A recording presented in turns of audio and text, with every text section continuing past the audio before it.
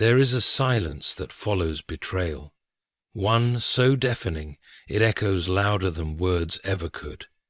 It's the silence of someone walking away after cutting your soul open, the quiet after the storm they caused in your life, when they returned to their world as if nothing ever happened. They laughed, they smiled, they moved on, and you were left to bleed in places no one could see. But what if I told you their peace is only an illusion? What if I told you that behind the curtain of their smiles there is a mind that cannot rest and a heart that cannot sleep? You see, guilt is not loud. It doesn't scream in daylight. It whispers in the night. It visits in the stillness when the world goes quiet and masks fall away. It's in the unexpected moments, a familiar scent, a forgotten memory, the sound of a name they tried to erase, that guilt seeps in and corrodes what they tried to rebuild over your brokenness. And it never truly leaves, because when you hurt someone without remorse, you sign a contract with consequences. And when that hurt is deep, when it cuts into someone's soul, the price of that contract is peace. You may have cried in silence, you may have buried your screams beneath layers of strength. You may have learned to smile with a cracked heart and carry on like nothing was wrong. But God saw. God saw every tear you couldn't explain, every moment you were left questioning your worth, every time their betrayal made you feel less than human. God is not blind to pain, and He is not silent about justice. We live in a world that pretends wrong can be forgotten if it's never spoken of, that people can harm others and then declare themselves healed, but time does not forgive sin. Only repentance and truth can. And those who inflict pain without reflection will find themselves running from a ghost they created, the ghost of what they did, the ghost of who they were when they did it, and the ghost of who you became because of it. Their minds are not as free as they pretend. Their nights are not as peaceful as they claim. There are wounds that do not bleed outward, but instead rot inward. And guilt is a wound that never heals without confession. It festers, it haunts, and it follows, like a shadow that lengthens with every setting sun. So while they may post photos of joy and speak of new beginnings, know this: peace does not come to the unrepentant. Sleep does not visit the soul that knows what it destroyed and chose to walk away. And you are not forgotten. You are not invisible. The pain they gave you was recorded by the one who sees all things. Your heartbreak echoed in the halls of heaven. And while they pretended nothing happened, heaven prepared a reckoning, not to destroy them, but to balance what they made unbalanced, because God does not ignore pain, especially pain given unjustly. So let us go deeper now into the hidden chambers of this truth. Let us uncover how their guilt is the chain they forged themselves. Link by link, lie by lie, moment by moment, one bit by one, the moment after moment, the long years with funeral. Lie by lie, moment by moment, and how God in His wisdom and justice ensures that no betrayal goes unnoticed, and no wound remains unavenged. Here are 7 truths that will open your eyes and remind you they are haunted, they are hurting, and God is watching. They carry the weight of unspoken regret. There is a kind of silence that doesn't bring peace. It's the silence that screams behind closed doors, the one that grows louder with every passing day. It isn't the silence of moving on. It's the silence of regret, the kind that creeps into the heart when no one is watching. And that is the silence they live in now. On the outside they may seem composed. They may smile at strangers, post joyful photos, and speak confidently in rooms filled with people. But inside there's a storm they can't quiet, because they remember what they did, and what they destroyed. They carry the weight of what they never said, the apology that never came, the truth they never admitted, and the damage they never tried to repair. It sits on their chest like a stone they can't shake off. They try to forget. They try to drown it out with distractions, achievements, or even new relationships. But the past doesn't sleep just because you pretend it doesn't exist. And the heart doesn't heal when the pain was never theirs to carry in the first place. Do you ever wonder if they think about you? If they remember the nights you cried yourself to sleep because of them? If they remember the promises they broke, the lies they told, the moments they humiliated you or ignored you when you needed them the most? They do. Not in the same way you remember, but with a weight that drags behind them like a chain tied to their soul. They might not talk about it. They might never admit it to anyone. But there's a voice inside them that whispers your name in the quietest hours. And that voice isn't kind. It isn't forgiving. It's a reminder, a constant aching reminder that they failed you. Some people think that if they stay silent long enough, the pain they caused will vanish. They think that time erases the weight of guilt. But what they don't realize is that time only sharpens the memory. Regret becomes clearer as the years pass. Because, as their life continues, they see pieces of what they lost in every corner. In the laugh of someone else, in the loyalty of another friend, in the kindness of a stranger. They see a reflection of the person they hurt, and it stings, not because they want to go back, but because they know they can't. They forfeited something sacred, and now they're haunted by what could have been. And what haunts them most is not that you left. It's that you endured, that after everything you still chose to rise, that your love was genuine, that your loyalty was rare, that your pain wasn't deserved. They carry that with them like a scar they try to cover. But guilt has a way of bleeding through even the best disguise.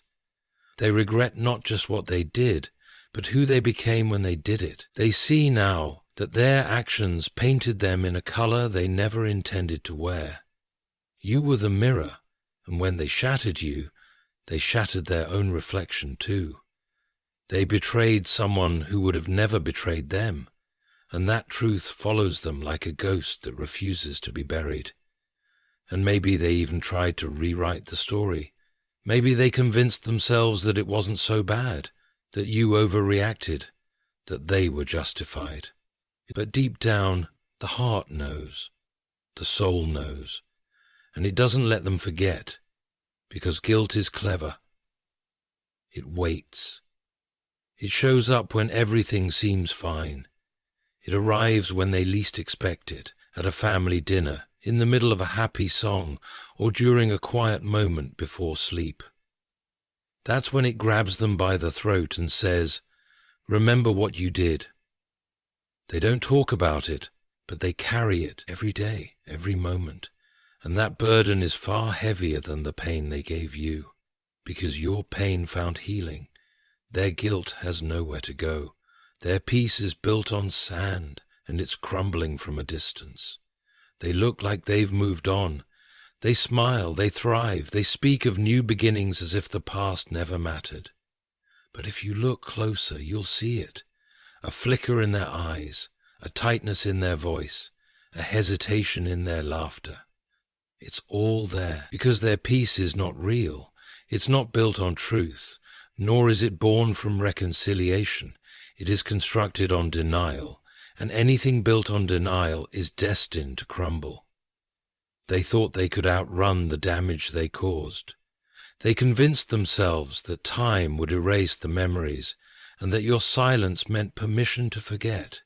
So, they built a life. Brick by brick, they laid down achievements, new friends, romantic partners, even spiritual language to decorate the shell they now live in. But deep inside it's hollow, because true peace doesn't come from forgetting the past, it comes from facing it, and they never did. They built on sand. on lies, avoidance, and pretense. And now the cracks are showing, slowly, quietly, but unmistakably. Every time they feel something missing but can't explain what it is, that's the crumbling. Every time a moment of joy feels short-lived and strange, that's the crumbling. Every time they reach for something new and still feel empty, it's the foundation breaking beneath their feet. What they don't realize is that unresolved pain doesn't disappear, it relocates. It finds corners of the heart to infect. It poisons peace, sabotages joy, and distorts connection. The very thing they're searching for, rest, fulfillment, clarity, keeps slipping through their fingers because what they refuse to fix is now refusing to let them build. And this is the justice in it all. Because you suffered in silence while they danced in denial. You lived in ruins while they lived in illusion. But illusions always fade, sand always shifts, and a house built on the pain of another is doomed from the start. They may not admit it, but deep inside they feel it. Their victories feel incomplete, their joy tastes bitter, and their peace, it's unstable, because they know something's wrong. They just don't have the courage to face it. But you don't need to wait for their confession. You don't need their closure. Just know.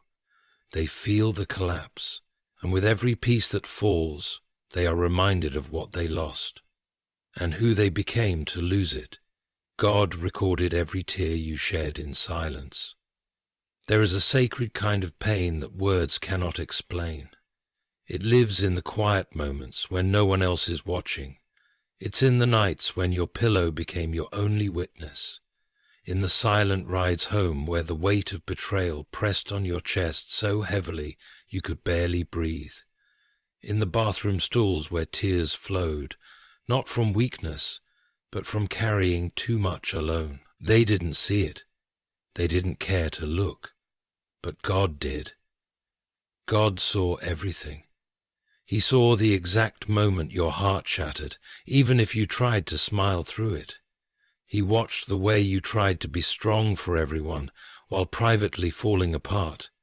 He counted the tears that no one asked about, the nights you cried until your body gave in to exhaustion, the mornings you got up anyway and faced the world, carrying the weight of their betrayal like a stone in your chest. There is no pain more isolating than suffering caused by someone you once trusted.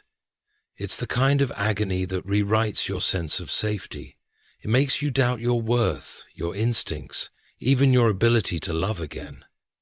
And when that pain is dismissed by the very person who caused it, when they walk away unbothered, unaffected, it deepens the wound. You start to wonder, did any of it matter to them at all? You begin to question whether your pain was too small to be seen or too inconvenient to be acknowledged. But God is not like them. He doesn't overlook the cries you buried. He doesn't turn away from your wounded heart. He is not numb to your suffering. In fact, he leans in closer when everyone else turns away. He sees what people choose to ignore. He hears what they pretend not to notice. He is the only one who witnessed the full weight of what you carried, and he never forgot it. When you were abandoned by those you would have died for, God stayed. When your name was dragged through the mud by the very mouths that once praised you, God defended you in silence. When your heart ached with questions, why me? What did I do? Their conscience is a prison with no walls. You might think they've forgotten, that they sleep soundly at night, that your absence has faded into the background of their lives like a name erased from memory, but the truth is not as simple. Because there are prisons that don't need bars to keep a person captive, and their conscience has become exactly that, a place where the guilt of what they did plays on repeat, and there is no escape. They thought walking away would be the end of the story. They convinced themselves that if they stopped talking about it, it would disappear, that if they painted over it with enough distractions, the cracks wouldn't show. But conscience doesn't work that way.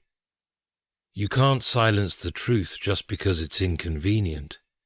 You can't walk away from someone you hurt without carrying a piece of their pain with you. That's the silent cost of betrayal. Part of the damage always stays with the one who caused it.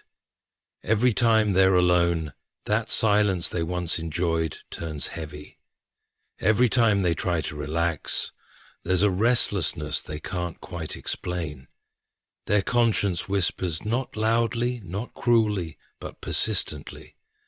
It brings back memories not in flashes, but in waves. The look in your eyes when they let you down. The message they ignored when you were reaching out for comfort.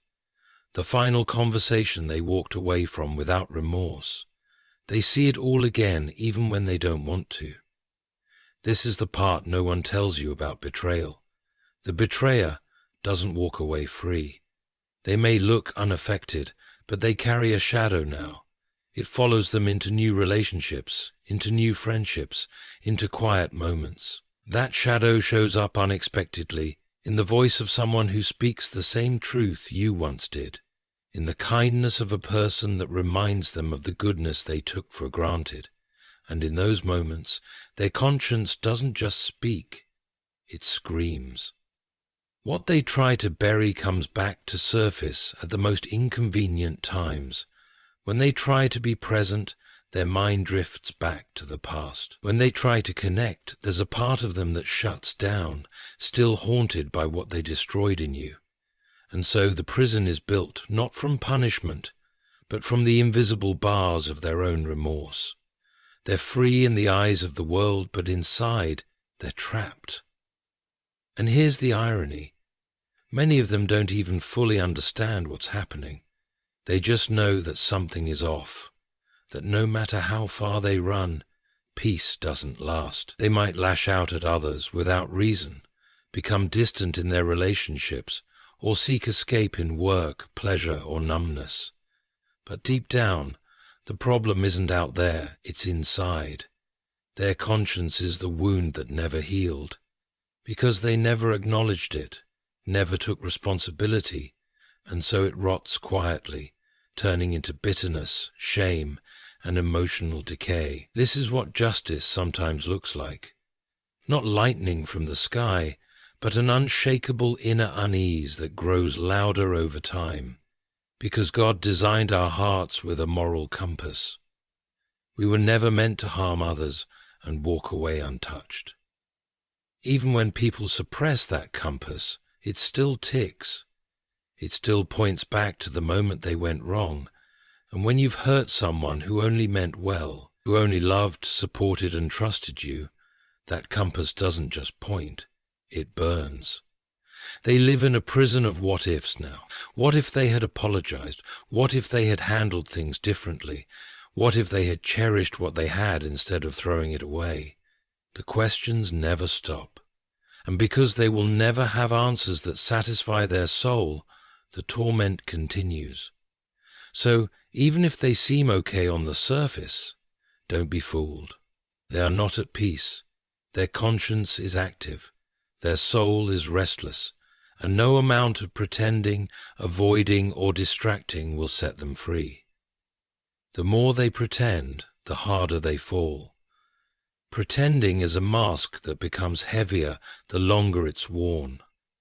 At first it feels like a shield, something to hide behind, something to protect the image they want the world to see. They convince themselves that if they smile enough, laugh loudly enough, and act unbothered long enough, the truth will eventually disappear. But the truth doesn't work like that. It waits. It doesn't need to fight. It knows time will always expose what's real and what was never healed. They pretended you didn't matter. They acted as if your absence meant nothing, as if your kindness was disposable. They spun their version of the story, maybe even blamed you.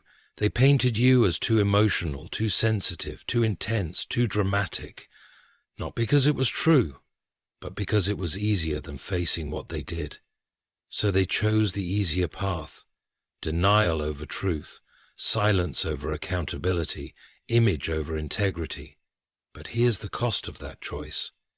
Every day they live in that illusion, something inside them begins to rot. It starts small, a sense of dissatisfaction that they can't name, a feeling of emotional emptiness even when they're surrounded by people, a strange bitterness they carry without knowing why, and slowly it spreads. Because when you bury guilt under performance, it doesn't die, it multiplies. Their smiles feel forced now, their laughter is strained, the joy they post on social media is hollow. It may fool others, but it doesn't fool them, and it certainly doesn't fool God. They are exhausted, not from life, not from stress, but from pretending, from constantly acting like they weren't the villain in someone's story, from living a double life, one where they portray peace and one where their soul silently bleeds regret. And the harder they try to maintain the illusion, the more energy it drains from them. The harder they try to convince the world, and themselves, that they are okay, the more fragile that world becomes. Because pretending isn't sustainable, eventually the cracks start to show. In the way they snap over small things, in the way they withdraw from people who remind them of you, in the way they sabotage new relationships, fearing they'll repeat the same betrayal, or worse, have it done to them. This is what happens when someone tries to build peace on lies. The foundation crumbles. And the fall is inevitable. The emotional collapse doesn't happen all at once. It's not a dramatic breakdown for the world to see. No, it's quiet, private. But it's devastating, a slow unraveling of their internal world, a growing sense of disconnection from others, a gnawing voice that asks, "Who am I now?" because they're no longer proud of the person they became. And here's what makes it worse. They see you.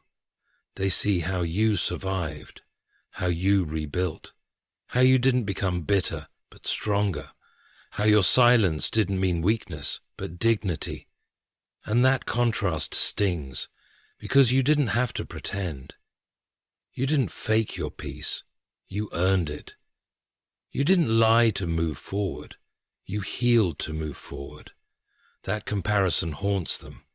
It becomes a mirror they cannot avoid. Every time they see you thriving, every time they hear your name spoken with respect, every time someone else praises your heart or your resilience, they are reminded of what they lost. Not just you, but the version of themselves that still had your trust, your love, and your respect. They may pretend they don't notice, they may act indifferent, but the truth eats at them like rust. The more they try to coat their life in gold, the more the corrosion underneath spreads, and one day, all the pretending in the world won't be enough to hold it together, because karma doesn't always arrive with fire and thunder. Sometimes it comes as quiet erosion, a slow decay of what they thought they built on top of your pain, and when it falls, because it will fall, they'll be left with the one thing they were running from all along, the truth. The truth that pretending was never peace, that performance was never healing, and that what they tried to cover up with masks and stories eventually became the very weight that broke them. Your strength is their greatest mirror. It wasn't supposed to happen this way, at least not in their mind. When they hurt you, dismissed you, or walked away, they thought it would break you. Maybe not all at once, but little by little.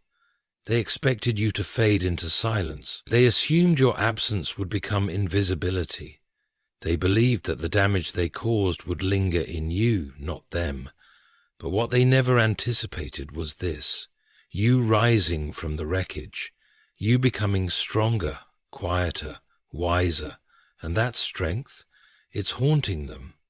People who do harm without remorse often rely on one thing to preserve their peace: the idea that the person they hurt won't recover, because as long as you stay broken, their guilt feels manageable.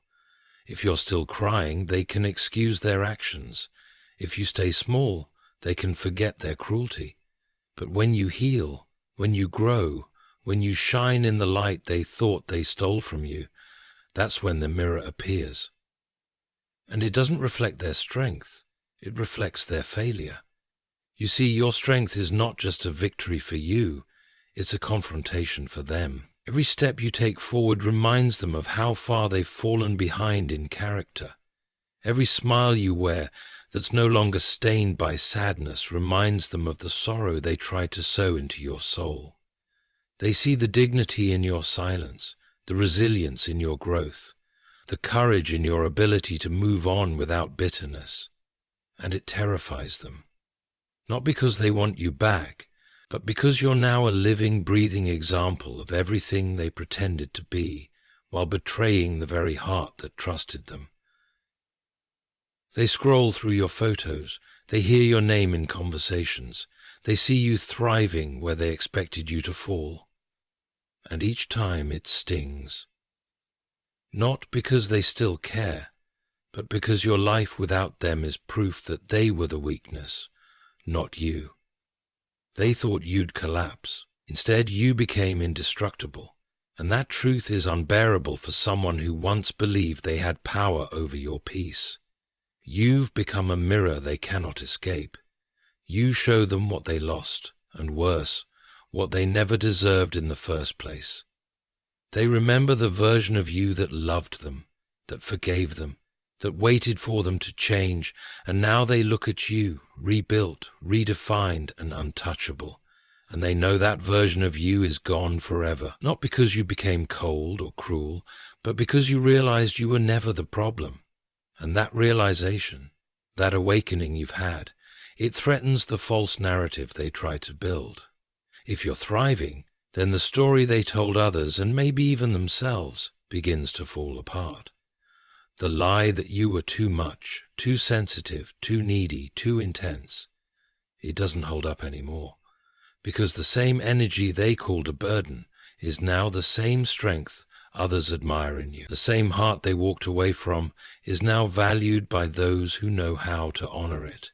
The very qualities they tried to belittle have become your armor, and they can't stand the sight of it. Sometimes the greatest revenge is not vengeance at all. It's growth. It's the quiet blooming of a soul they tried to bury, and no matter how much they avoid you now, you remain in their peripheral vision. They hear about your progress from mutual connections. They sense your presence in spaces they once occupied with you, and when their mind wanders back to what used to be, they are met not with nostalgia, but with the undeniable truth that your strength has exposed their weakness. This is the burden of being the one who endured. They tried to break you, and now they live with the shame of failing. They watch as you become everything they couldn't see in you.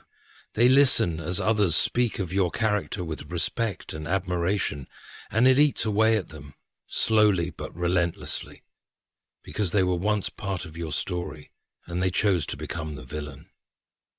There's a special kind of torment in knowing you hurt someone who became better without you, not out of spite, not out of ego, but out of necessity, because your survival wasn't a strategy, it was a calling. You didn't just recover, you transformed, and now they live with the regret that their actions were the reason for your evolution.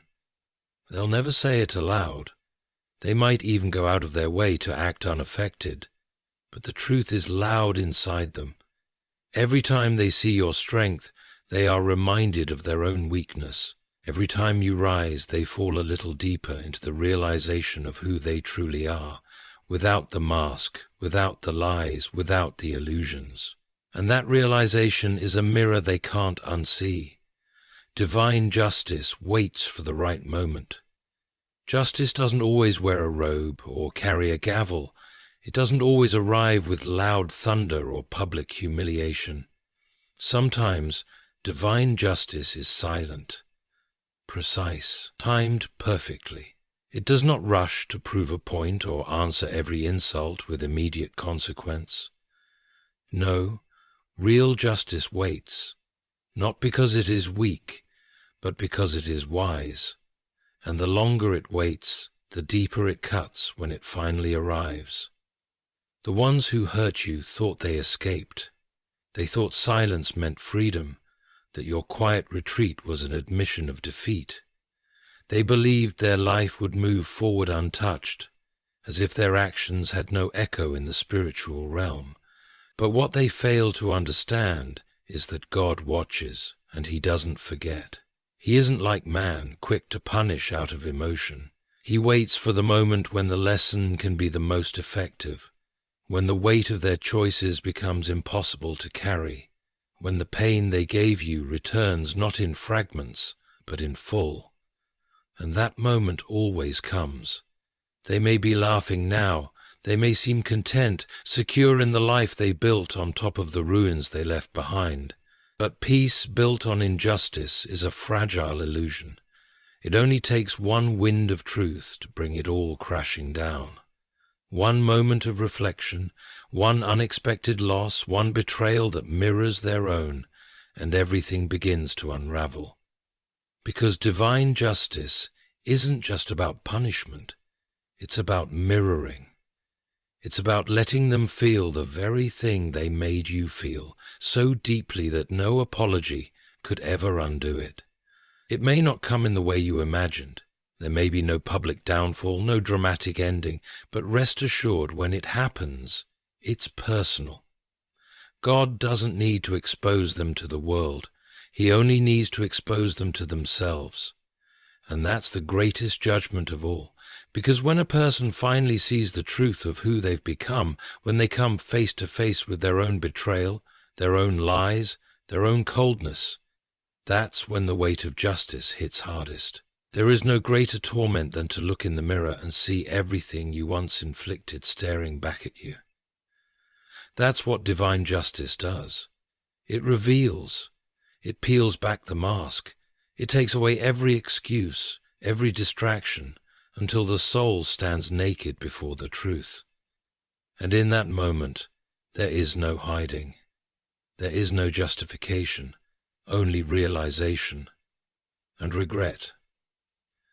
They may have once laughed at your pain. They may have dismissed your tears, mocked your vulnerability, belittled your sincerity. But God collected every one of those moments. Like seeds buried in the soil of your suffering, they were not forgotten. They were planted. And what they will harvest from that soil will not be flowers. It will be the full weight of what they sowed in darkness, now brought into light. But divine justice is not about revenge. It is about balance. It is about restoring what was thrown out of order. You suffered too much for it to go unseen. You cried too long for it to go unanswered. You remained silent when you could have screamed, dignified when you could have retaliated. That restraint didn't go unnoticed. It was seen by heaven, recorded by God, and honored by the laws that govern every soul.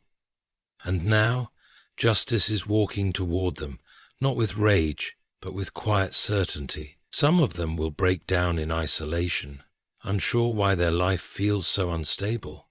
Some will wonder why peace won't stay, why joy always feels just out of reach, why relationships keep failing or success tastes hollow.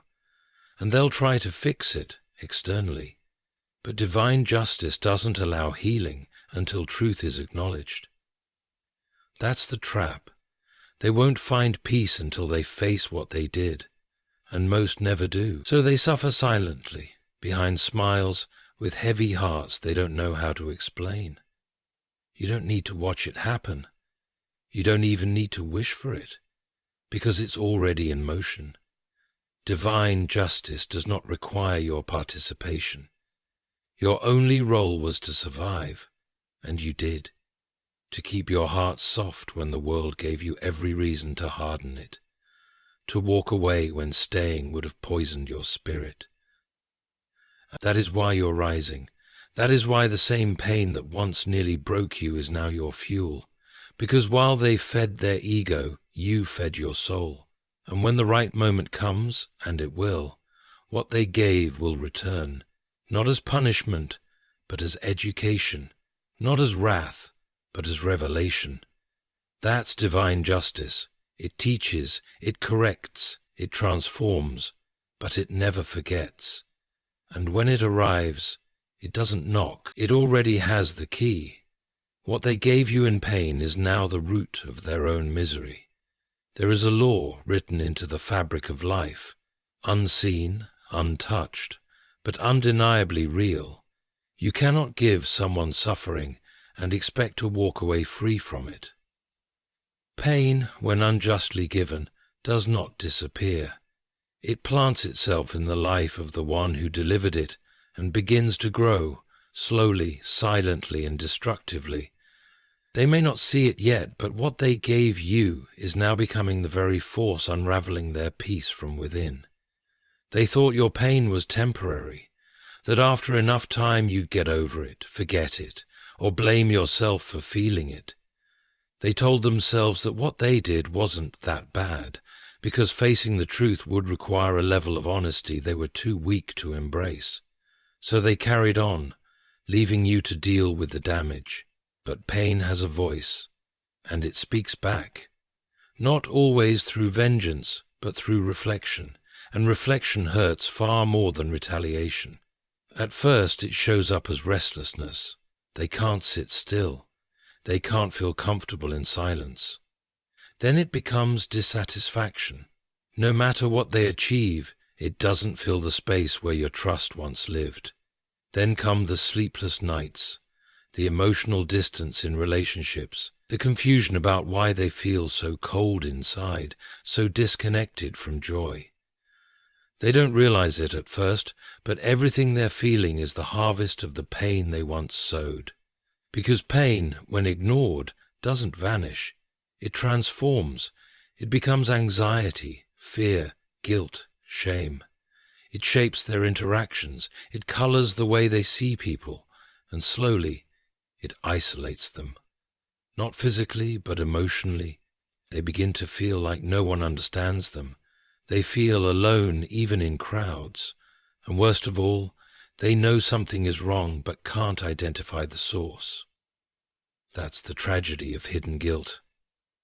It's a storm with no name. You were the recipient of their darkness, but that darkness didn't leave when they walked away. It turned around and followed them home. It lives in their memory, their triggers, their reflections. And while they may laugh with others, deep inside there's a knowing that everything feels off, that nothing is whole. And they can't explain why, but you can, because you lived through it. You were the one crying when they were smiling. You were the one trying to understand what you did wrong while they played victim in stories they told others. You were the one trying to love them while they used your heart as a weapon, and now the energy they released into your life is circling back, not because you wished it upon them, but because life is just, because God doesn't allow injustice to echo in eternity without an answer. Their misery has a root, and that root is watered by everything they tried to bury, every lie they told, every moment they made you question your value, every act of cruelty they justified to protect their ego. Now it's growing in their life and they have no idea how to stop it. They don't see it as karma yet. They don't recognize it as justice, but it's there.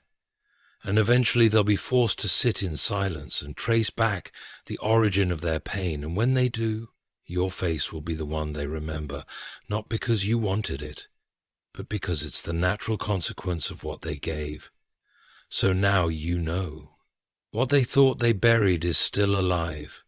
What they thought they escaped is following them, not in the form of your revenge, not in your words, not even in your presence, but in the stillness of their own soul. The peace they pretended to have has turned into a burden they carry daily. The silence you chose, the dignity with which you walked away, echoes louder in their life than any confrontation ever could. You were never weak for breaking. You were never foolish for loving. You were not naive for trusting.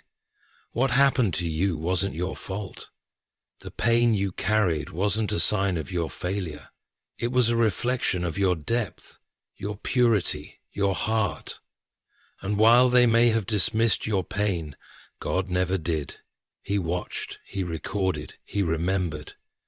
Every sleepless night, every whispered prayer, every moment you bit your tongue when you could have lashed out. He saw how you held your own broken heart and still chose not to break someone else's. That kind of restraint is rare. That kind of grace is sacred, and heaven does not ignore it. Justice was never yours to deliver.